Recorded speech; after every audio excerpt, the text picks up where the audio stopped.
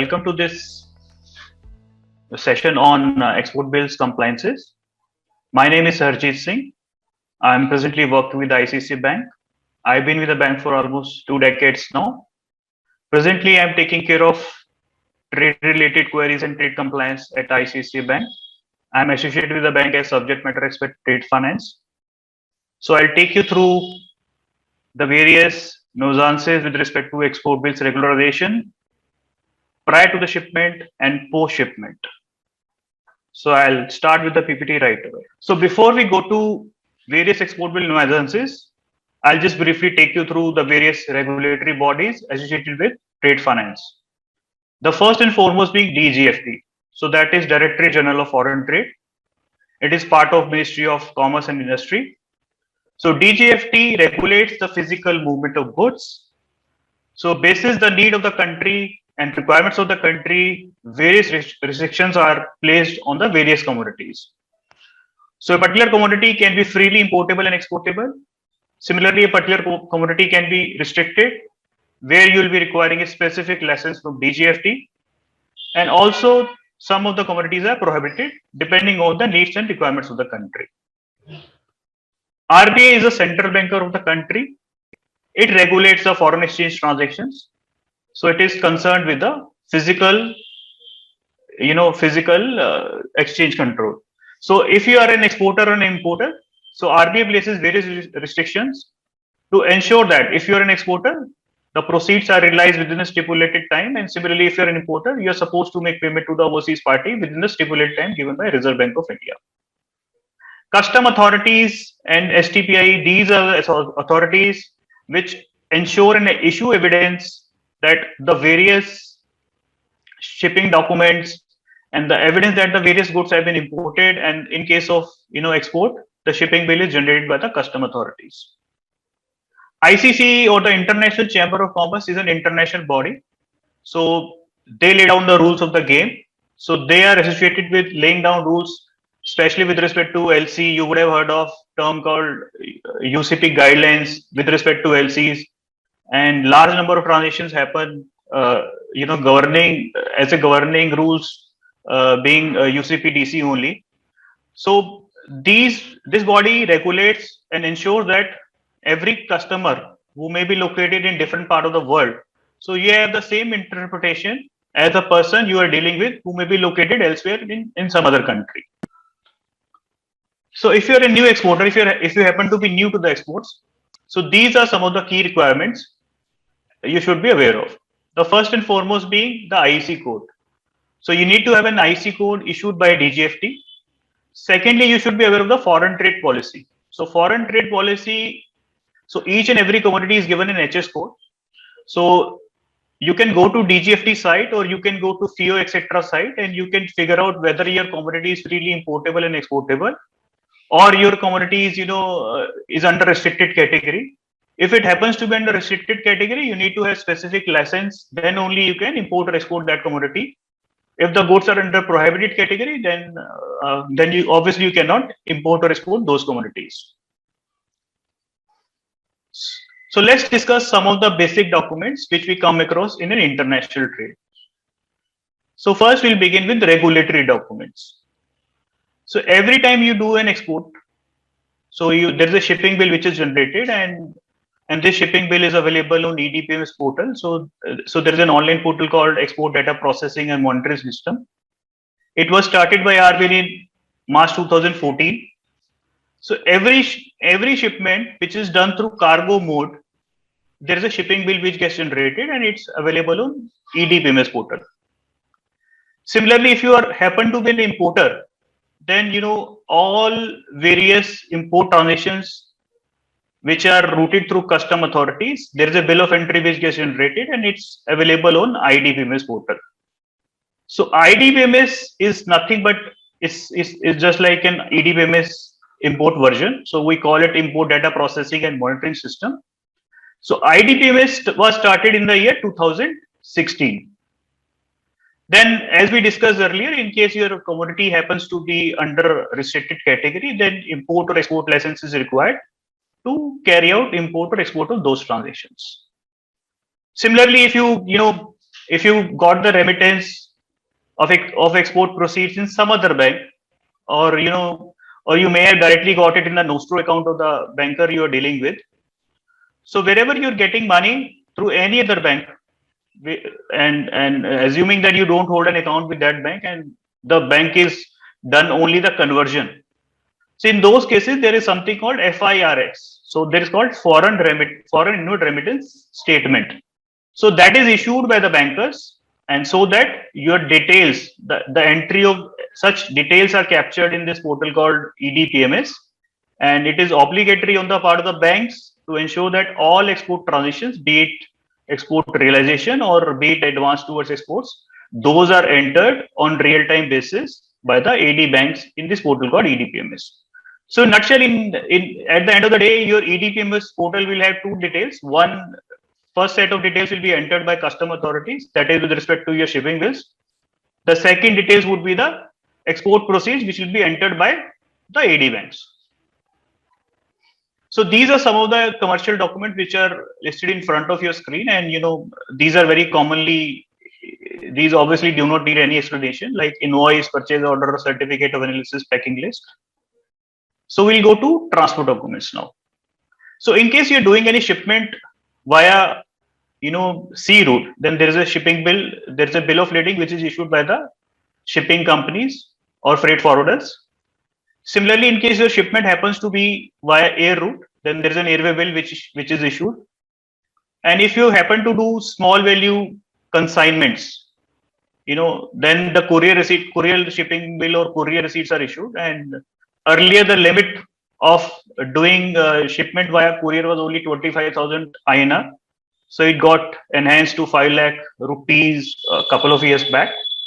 Similarly, if you happen to do export with the nearby countries like Nepal, Bhutan, etc., then obviously this kind of exports can also happen via land route, and there is a transport receipt or lorry receipt which is issued as a transport document. Similarly, you can also do exports through the courier route also, and in those cases, courier or the postal receipts or the through post also. In case you are doing it through post, then the postal receipts are issued. So this is how the export bill regulation process takes place. So these are two parallel processes. First being the receipt of remittance, and the second being the shipment. So at times, what may so happen that you may be receiving advance money towards exports, and you may be getting it either through the nostro account of the bank where you hold an account with, or you may be getting it through some other route like PayPal, Pioneer, where there is a converting bank which is involved, and the money reaches your bank account, but obviously the conversion happens through some intermediary bank. So what happens in those cases is, wherever the money is getting received through nostro route, where suppose you are directly getting in the bank account where you hold an account with, so there the details are directly entered by the bankers in EDPMS portal, that is Export Data Processing and Monitoring System. So in case you happen to get it through some other intermediary bank, like the conversion happens in some other bank and the money finally reaches your bank account via NEFT or RTGS in INR, Indian rupees. So there is a requirement of foreign inward remittance statement receipt. So there is a credit advice requirement which carries the details of the remitter and the amount of the remittance. So once that detail is available with the bankers, they enter those details in portal called EDPMS. Similarly, you will be obviously making the shipment also, and the shipment, as we discussed earlier, it can happen typically in two modes. One is a cargo mode, so where there is a detailed scrutiny at the various custom authorities and custom ports, and all cargo shipments are available in EDPMS portal. And in case you happen to be an e-commerce trader or e-commerce, you're doing shipments using the e-commerce channel, and there up to 5 lakh INR rupees, you can use a courier mode, and using CSV5 the shipping bills can be generated. So as of now, the CSV5 are not available in the EDPMS portal. You need to manually submit these bills to the AD bank for bills regularization.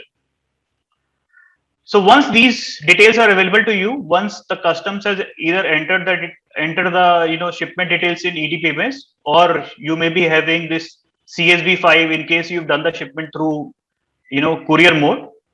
And obviously you would have received the money in advance, or you would have received the money post shipment. Then, as we discussed, these details should be entered by the AD banks in EDPMS portal. Once these basic details are available, you can go to the banker and submit the basic documents. Like there is a request letter that is required, then they need an invoice copy and transport document. So once these details are given to the bankers do the realization, they close your outstanding shipping bill in the EDPMS portal and issue an EBRC, that is called Electronic Bank Realization Certificate. So electronic bank realization certificate is visible on the DGFT portal and you can download it as well. So typically a bank takes around 3 to 4 days to process the entire, to process this particular process end to end. And after 4 working days time, you'll be able to see the EBRC on the DGFT portal. So let's look at now some of the key guidelines given by Reserve Bank of India with respect to export bill regularization. The first and foremost being the export proceeds should be realized within 9 months from the date of export. And secondly, as a generic rule, so RBI expects that for all the shipments, you should go to the banker and submit the export documents within 21 days from the date of shipment. The first preferred route being you do the shipment, go to the banker and submit documents within 21 days. And the other route being you directly send the documents to the overseas party involved. And once you receive the proceeds, you go to the banker and regularize the bill. The third important critical thing which an exporter should be aware of is something called caution listing. So earlier this caution listing was restricted. It used to be done by RBI on its own. So RBI never used to ask whether a customer should be caution listed or should not be caution listed. So if your bill had remained outstanding for more than 2 years, then you are bound to be caution listed by RBI. Now this process has been delegated to AD banks. So AD bank takes a call in case your pendency is old, and now this 2-year threshold is also not there. So it depends from bank to bank. So the bank can take a conservative view and start caution listing customers where the bills are outstanding for say more than 9 months, 15 months. So it's a bank's call as of now, and banker would obviously would know what are the what are the challenges you are facing in regularization of the bill. So unless and until you have some specific issue like bills pertaining to OFAC, etc., so bankers may caution list you. So what happens if case become a part of the caution list? Then unless your transaction is backed by a letter of credit or it is supported by an advance payment, you cannot do any other transaction. Suppose you want to do a shipment to an overseas party and also send the documents directly to the overseas party, then that is not allowed. You have to mandatorily receive advance or your transaction has to be backed by LC. Then only you can do the transaction. So bankers will not be able to issue any bank guarantee or do any outward remittance pertaining to overseas direct investment also. Similarly, in case you happen to receive any advance payment, then you are supposed to do the shipment within 1 year from the date of receipt of advance. In case you are unable to do the same and you want to return the funds after 1 year, you need to seek specific Reserve Bank of India approval for return of funds. So we'll just take you through the ICCA Payoneer partnership also that we have with Payoneer. So what happens in Payoneer is it's a very convenient option given to all of you. So any transaction which you're routing through Payoneer. So as we discussed earlier, the typical route is you have to approach the banker which has converted the funds and seek and give them a formal request. Then they'll ask for certain money, and then you get this foreign inward remittance advice. Basis that your banker will create something called IRM in EDPMS portal, and then only the bill regulation can happen. So this typical process would generally take around 7 to 10 working days time. So if you happen to route if you happen to route your funds through Payoneer, so what happens? The money gets routed through ICICI Bank. So the IRM immediately gets generated the moment this money is routed through us. Similarly, if you don't happen to hold an account with ICICI Bank, even that is absolutely fine with us. So what we generally do is we don't require any formal request letter from your side or any kind of money to issue you in foreign inward remittance advice. So within immediately the moment we get the funds and the moment this amount gets settled, we issue FIRS immediately on our own only. So there is no need to give us any formal request if you do not happen to hold an account with ICICI Bank. And if you happen to hold an account with ICICI Bank, with AD Bank in the ICICI Bank, then obviously your inward remittance message, that is IRM, which is required to be entered by the AD banks, is automatically generated on the receipt of funds. So this is the standard process which we discussed earlier. So as we told you, typically what would happen, you have to go to your AD bank. AD bank will tell you which bank has converted this amount, and then they will ask for money and they will ask for fee also. And once you paid the fees and approach them, then you'll be able to get this credit device. So in case of Pioneer, as we told you, it's absolutely on its own, and FIRS gets issued within T+1 working days. So I'll just take you through the, this export bill online regularization portal that we have. So as I discussed earlier, in certain cases, if you happen to hold an account with some of the conventional banks where everything is, voluminous and everything is done in physical mode. So there the requirement would be to submit a physical request letter. Along with it, you have to submit the various bulky documents of invoice, shipping bills, packing list, etc., etc., and then the process of regulation starts. In case of ICICI Bank, we offers you a wonderful platform called Trade Online. So using this platform, you can do the bills regularization on your own. So this portal, if you go to the portal, you'll find the outstanding inward remittances and the corresponding shipping bills. You need to match the inward remittance with the shipping bill and just provide us 2 documents. We just need a couple of documents, that is invoice and transport document. And once you are able to provide us both these documents, immediately the bill gets regularized, and within T+3 working days time, you'll be able to see the BRC in the DGFT portal. So what you can do is you can do this particular matching on bill to bill. So there are both the options are available. In case you happen to have a limited number of bills, say ranging from 30 to 100 in a month's time, then you can do a bill to bill matching. In case you happen to be an e-commerce trader where the volume is absolutely huge, running into hundreds, thousands, and running into 10,000, 20,000 also, there's an option of bulk upload. So using our bulk upload option, you can download an Excel sheet. It will carry the basic details like inward remittance details and the shipping bill details. You just need to provide us these 2 basic documents. And once you're able to provide us these documents, the bills get regularized even if they run into hundreds or thousands within minutes. So that is the ease and convenience of technology which you can make use of. So this is the process as far as the regularization of courier and shipping bill is concerned. So in typical cases, in case you're using the conventional route where you do not want to make use of this our partnership with DHL logistics partner, you have to submit a courier shipping bill along with documents like invoice, transport document, and then the inward remittance details. And once you are able to provide these documents to your bankers, the banker will be able to regularize it. Now, if you happen to use our authorization that we have, using with the DHL or Pick My Box, even the 2 docs that we require, that is the invoice and the transport document, even those details are not required to be given by you. We'll fetch it from our logistics partner, that is DHL or Pick My Box, and you just need to match the inward remittance details with the shipment done by you. So as far as our bank proposition is concerned, this is absolutely paperless process, and there is no need to submit any physical documents post the bills regularization, and the charges are also absolutely flat and nominal. And as we told you, you can do 1-to-1 matching and 1-to-1 regularization, and also in case your volume is large enough or huge enough, then you can go for the bulk regularization also. So we'll just cover a few exceptions which you would have come across while handling the export bill regularization. So basically, as you would know, under normal circumstances, if you've done a shipment of say 100 rupees, you may not be able to realize 100 rupees. You may be able to realize say 95 rupees. So the reason the difference could be discount, quality, etc., which the other person might have deducted, and you might have agreed to it also.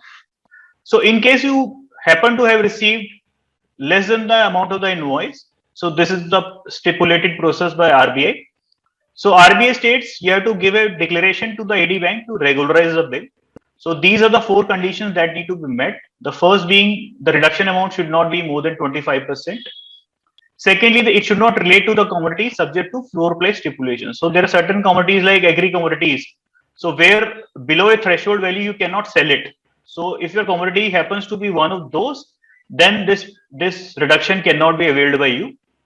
Third is the exporter should not be on the exporter's caution list of RBI. So as we discussed earlier, now this is delegated to AD banks, and AD banks generally take into account your older dependencies. So it could be 15 months, 24 months. Earlier, anything beyond 24 months used to be automatically caution listed by RBI. Now this power has been delegated to AD banks. The fourth being you need to surrender the relevant incentives. So whatever incentives you would have got, as far as exports is concerned, you need to surrender those benefits if your full value is not getting realized. So let's look at invoice reduction about 25%. So at times what may so happen is, even if you've done say 100 rupees of value of shipment and you were able to realize only 50 rupees of it. The reason could be quality of goods, discount, etc., etc. So the first four conditions remain absolutely the same. We discussed the four pointers, that is reduction, barring this reduction value where this will be greater than 25%. Your commodity should not be subject to any floor price stipulation. You should not be under any exporter's caution list. You need to surrender the relevant benefits. So these conditions remain the same. So there is one additional condition which you need to take care of. The condition is your export outstanding should not exceed 5% of the average annual realization during the preceding 3 financial years.